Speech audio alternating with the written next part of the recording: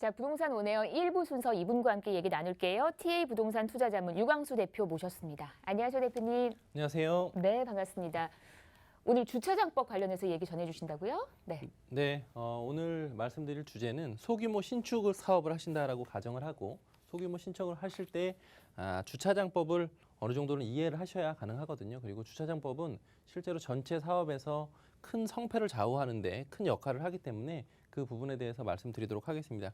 기존에는 제가 말씀드렸던 뭐 1조건이라든지 건폐율 이런 것들도 많이들 아시는데요. 주차장 관련해서는 실제로 본인이 직접 확인하시기는 좀 쉽지가 않습니다. 그래서 결론적으로 말씀을 드리겠지만 꼭 건축사에게 전체적인 설계 개요나 이런 것들을 확인을 해보시고 주차가 몇 대 나옵니까? 이 부분을 꼭 확인하시고 나서서 토지를 매수해야 된다. 이 부분을 결론적으로 말씀드리고 서두에 말씀드리고 이렇게 하도록 하겠습니다.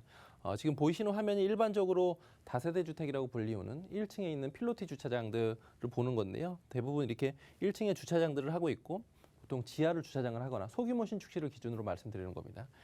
지하 주차장을 하거나 아니면 지상에 있는 기계식 주차장을 하거나 이런 경우들이 없고 그냥 1층에 있는 면적을 활용을 해서 주차장을 한다라고 가정하고 뒤에 내용들을 설명을 드리도록 하겠습니다.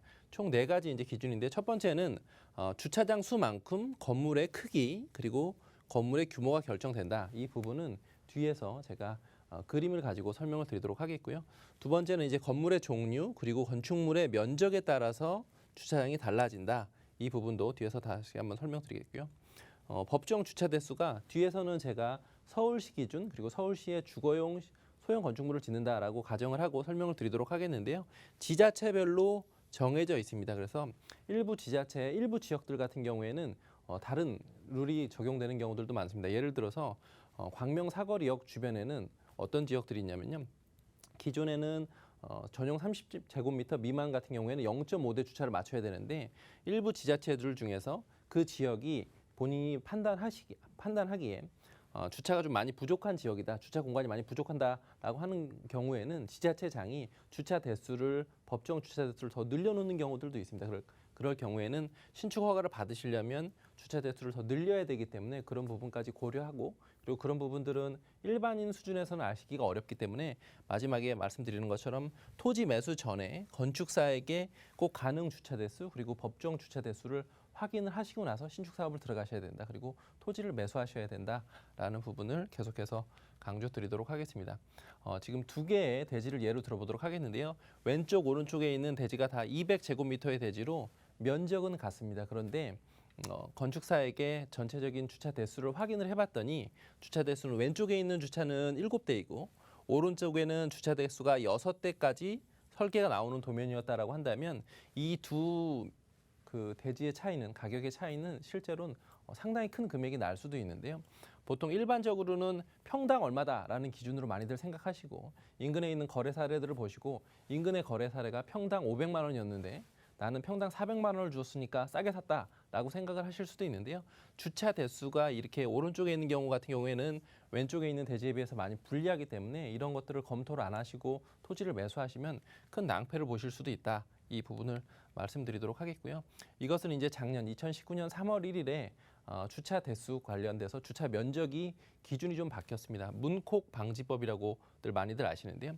기존에는 일반형 주차장, 확장형 주차장이 있고요. 일반형 주차장 같은 경우에는 가로의 폭이 기존에는 2m 30이 그 기준이었다라고 한다면 20cm가 늘어난 2m 50으로 가로 폭이 늘어났습니다. 그래서 2019년 3월 1일부터 건축 허가를 받으려면 이 기준으로 건축 허가를 받아야 되기 때문에 전체적으로 주차 한 대에 들어가는 기준 넓이가 약 한 9% 정도 올라갔고요. 그다음에 이제 그 일반형 주차장 말고 확장형 주차장, 일반형 주차장은 일반적으로 소형차, 중형차들이 하는 주차장이고 확장형 주차장은 대형 SUV 차량이라든지 아니면 대형 차량, 뭐 트럭 이런 차량들이 주차하는 차량이라고 한다면 2.5m에서 2.6m로 늘어났고요. 그다음에 세로 폭이 5.1m에서 5.2m로 늘어나서 이것도 전체적으로 기존에 비해서 2019년 3월 1일 이후부터는 약 6% 정도 주차장 면적이 상승을 했기 때문에 실제로 기존에 예전에 건축 허가를 받으셨다거나 아니면 예전에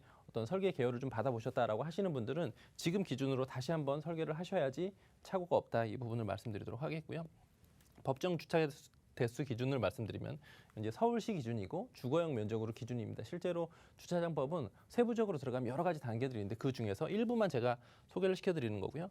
전용 30제곱미터 미만, 그러니까 주거용 공간이 전용 30제곱미터 미만 같은 경우에는 가구당 0.5대를 주차를 확보를 해야 되고요. 그다음에 두 번째로 전용 30제곱미터에서 60제곱미터까지는 가구당 0.8대 주차 대수로 확인해야 되고요. 그다음에 세 번째 전용 60제곱미터를 초과한다라고 한다면 가구당 한 대를 확보를 해야 됩니다. 일반적으로 아파트에 가보서 보시면 전체적으로 전체 뭐 600세대다 1000세대다 하는 경우에 주차 대수가 예전에는 1.2대에서 1.3대까지 하는 경우들이 많았었는데 최근에는 그 고급 아파트다 아니면 고급형으로 짓는다라고 한다면 최근에 조합의 요구 사항들은 1.8대까지 요구하는 경우들도 있습니다. 그만큼 면적을 많이 차지하기 때문에 가격대가 더 올라가고 지하 주차장을 2층까지 팔 것을 3층까지 파야 되기 때문에 전체적으로 공간이 늘어나는데 그럼에도 불구하고 주차가 많기 때문에 이 주차장은 전체 사업성 판단에서 상당히 큰 기준인데 그럼에도 불구하고 주차장은 많은 면적들을 요구하고 있다. 이 부분이고요. 실제로 오피스텔 분양하는 모델하우스나 이런 곳에 가서 그 분양표를 한번 봐보시면요.